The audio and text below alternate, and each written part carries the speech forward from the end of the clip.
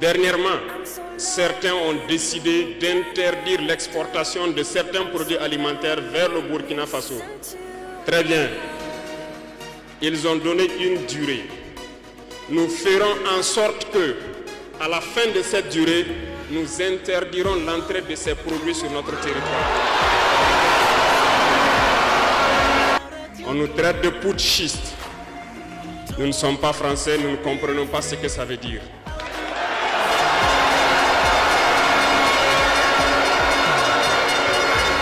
Et les valets locaux qui sûrement ne comprennent même pas le sens profond du mot, nous appellent aussi putschistes. Très bien, on se l'approprie. Au fil de ces années, pour ce qui concerne le Burkina Faso, vous avez dû remarquer, tous les corps ont été déstructurés. Plus d'entraînement, plus rien pour l'armée. Ils ont imposé dans tous nos états-majors, toutes nos écoles et toutes nos structures stratégiques ce qu'ils ont appelé des conseillers militaires. Lorsque nous nous sommes révoltés le 30 septembre 2022, la première des choses était de chercher à savoir qui sont ces conseillers militaires et où ils étaient. Nous avons donc pu identifier que le mal est profond. Et la première des choses était de leur demander de quitter notre armée.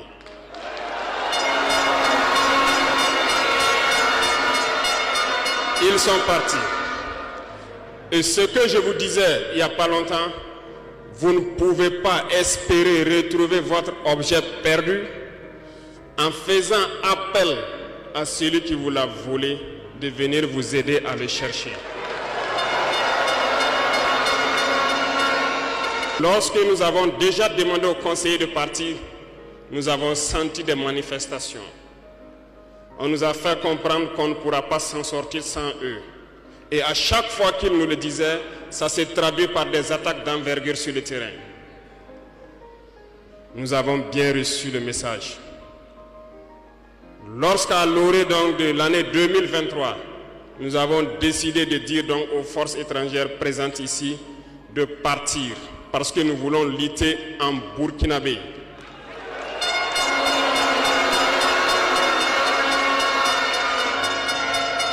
Ils ne l'ont pas sûrement apprécié. Mais pourquoi venir mourir sur nos terres pour nous? Nous préférons combattre nous-mêmes. Nous avons demandé à ce qu'ils retournent chez eux. Malheureusement,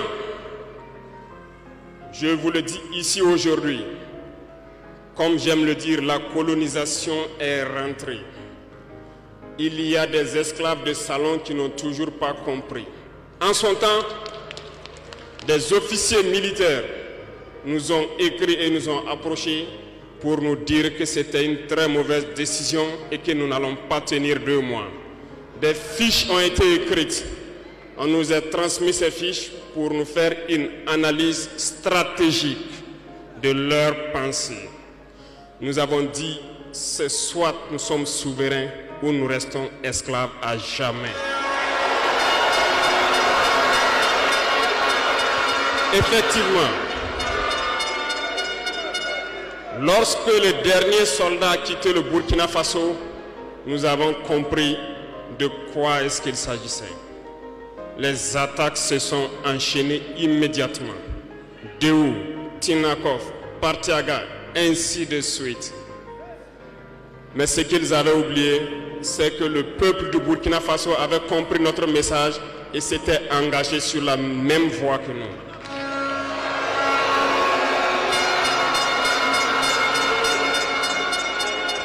Nous nous sommes réorganisés rapidement et subitement, nous avons constaté que toutes les cellules dormantes terroristes se sont réveillées au Burkina Faso. On a réorganisé l'armée au plus vite, à une vitesse inégalée. Nous avons créé plusieurs unités et même si plusieurs autres sont à venir, nous les avons équipées. Et aujourd'hui, cet équipement se poursuit parce que dans les jours à venir, les mois à venir, ce que vous allez voir venir au Burkina Faso doit faire de notre armée une puissance à craindre.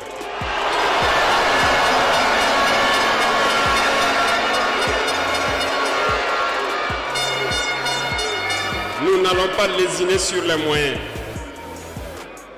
Nous avons compris que le combat qui est engagé contre l'impérialisme sera dur, très dur.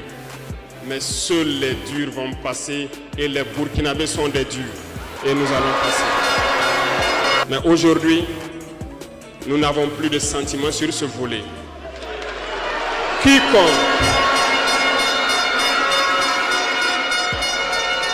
Quiconque va trahir sa patrie au profit de l'impérialisme, il sera traité comme tel. Nous avons mis en garde pendant plus d'1 an les valets locaux, les esclaves de salon, pour qu'ils ne trahissent pas leur patrie au profit de l'impérialisme. Certains ont compris, se sont rangés. D'autres n'ont pas compris, peut-être se croyant plus malins. Mais aujourd'hui, nous n'avons plus de sentiments sur ce volet.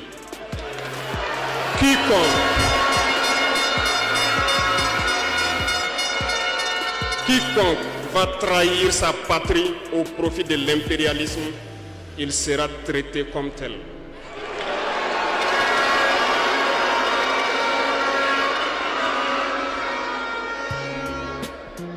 Revenons à notre fameuse CEDEAO.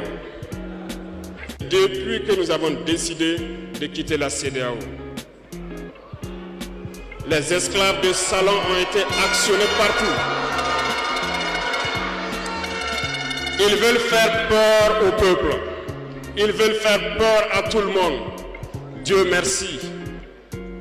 Dans un passé récent, il n'y avait qu'une poignée de gens qui avaient droit à la parole. Sur les plateaux télé, c'est ce qu'ils se disaient, qui étaient donc prêts pour l'évangile. Aujourd'hui, avec les nouvelles technologies, qui ont bien sûr des avantages et des inconvénients, tout le monde a droit à la parole. Et je pense que les Wanyis sont les premiers à confirmer cela.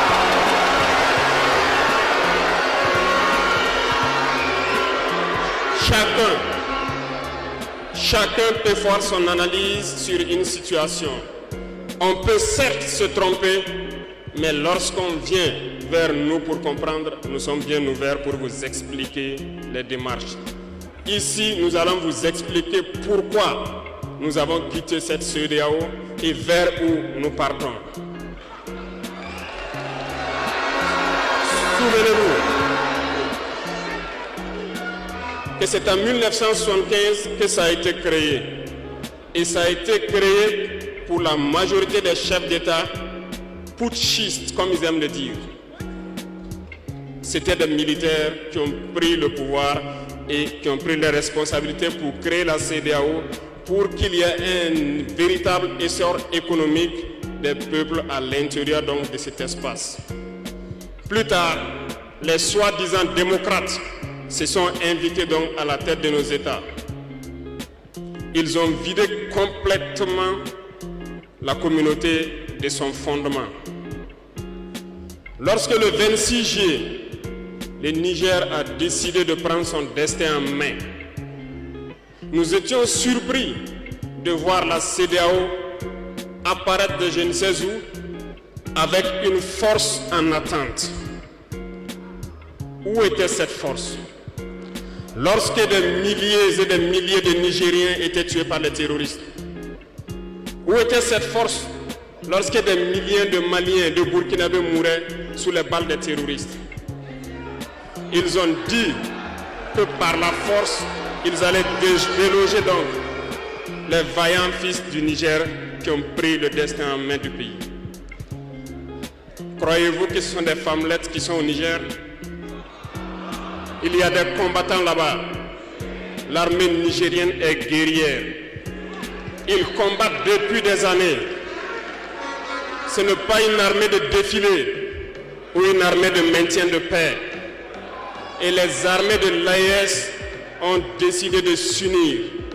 Nous attendons cette force en attente.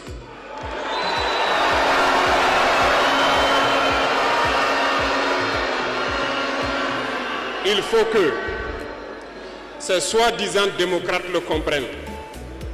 Lorsque des milliers de Nigériens sont morts sur leur lit d'hôpital par manque d'électricité ou par manque de médicaments, c'est du crime. Ils sont responsables de ces sanctions, ils sont responsables de ces morts. La même chose se passe au Mali. Avec le Burkina, nous avons des sanctions indirectes. Parce qu'il faut que les gens comprennent. Lorsqu'ils prennent leurs consignes de l'autre côté, ils viennent, ils font tout pour l'appliquer. C'est honteux. Certains ont décidé de ne pas fournir l'électricité à nos pays. Ce n'est pas gratuit, nous payons. Et ça contribue à leur économie.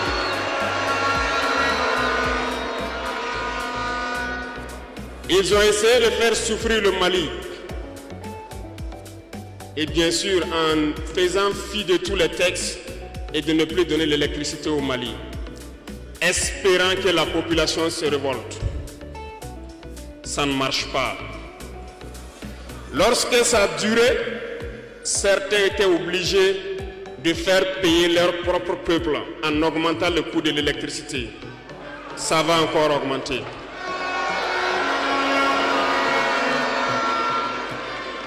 Cela nous donne plusieurs leçons. Plusieurs leçons en ce sens que l'indépendance que nous prenons, la souveraineté que nous prenons, nous devons tout faire pour qu'elle soit. Ils nous ont donné de très belles leçons et nous avons très bien compris.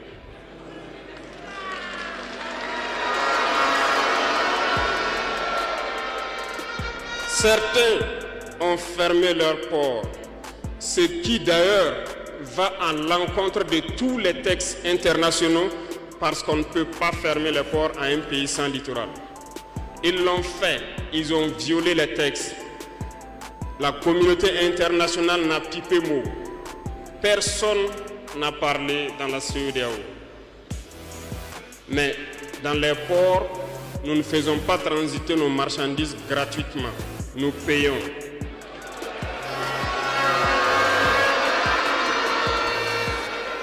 Et ceux-là qui le font récoltent aujourd'hui les pots cassés.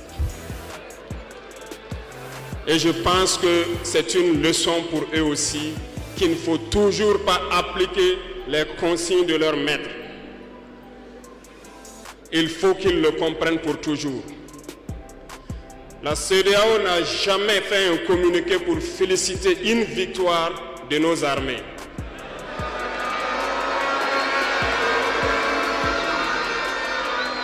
À peine, elle condamne du bout des lèvres et très rarement lorsqu'il y a des massacres. Où est cette CEDEAO des peuples?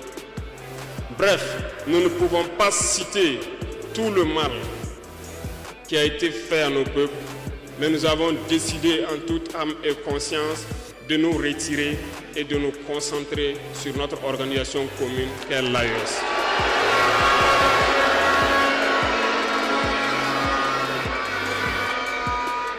Retenez que il n'y a pas de peur, parce que en prospectant et en nous mettant au travail, nous avons remarqué une chose. Dernièrement, certains ont décidé d'interdire l'exportation de certains produits alimentaires vers le Burkina Faso. Très bien. Ils ont donné une durée. Nous ferons en sorte que, à la fin de cette durée, nous interdirons l'entrée de ces produits sur notre territoire. Thomas Sankara disait que l'esclave qui n'est pas capable d'assumer sa révolte ne mérite pas que l'on s'apitoie sur son sort. Cet esclave répondra seul de son malheur s'il se fait les illusions sur la condescendance suspecte d'un maître qui prétend l'affranchir. Seule la lutte libère. Et je m'en vais vous dire que si pour se libérer, un esclave se fait des illusions sur la providence d'une croyance que son maître lui a imposée pour le maintenir dans les ténèbres, il se fout le doigt dans l'œil. Il restera à jamais aveugle dans les ténèbres et ne verra jamais le jour. C'est un message à toute l'Afrique. Et le Burkina Faso est solidaire et soutient tous les peuples d'Afrique qui souffrent le martyre. Mais nous voulons aussi dire qu'il est temps que les Africains arrêtent de s'apitoyer sur leur sort, de se morfondre, de se lamenter. Il faut lutter. Ça ne viendra pas du ciel tout seul. Il faut lutter d'abord et Dieu va vous aider. Et le Burkina Faso est prêt à aider tous les peuples qui vont mener cette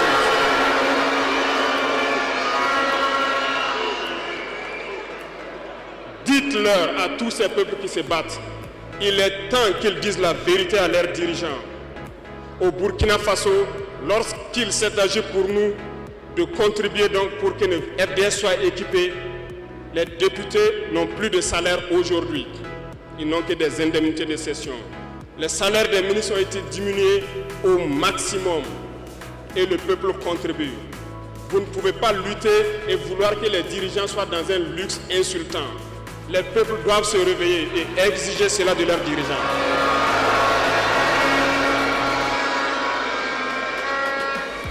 Et pour terminer, je lance donc un appel à tous les peuples de l'AES, à travers vous, pour qu'ils restent unis et solidaires. Toute souffrance a une fin. La lutte que nous avons engagée est dure, mais il faut rester la tête sur les épaules parce que l'arme fatale de l'impérialisme reste la manipulation à travers la communication. Sachez reconnaître les valets locaux, sachez reconnaître les esclaves de salon, sachez reconnaître tous ceux-là qu'on soudoie pour venir vous vendre de fausses informations. Pour vous-même, restez serein et ne vous divisez pas. Parce que l'impérialisme a 1000 manèges dans son sac. Vous devez être vigilant et très vigilant. Merci à vous les VDP donc des différentes villes qui veillent jour et nuit pour que notre patrie reste debout. Et donc rendez hommage tous les jours aux FDS et aux VDP qui se battent au front. Merci beaucoup pour votre attention. Merci à tous ceux qui se sont déplacés ici pour que nous puissions nous entretenir. Merci à ceux qui sont dehors, qui n'ont pas pu accéder. La patrie ou la mort, nous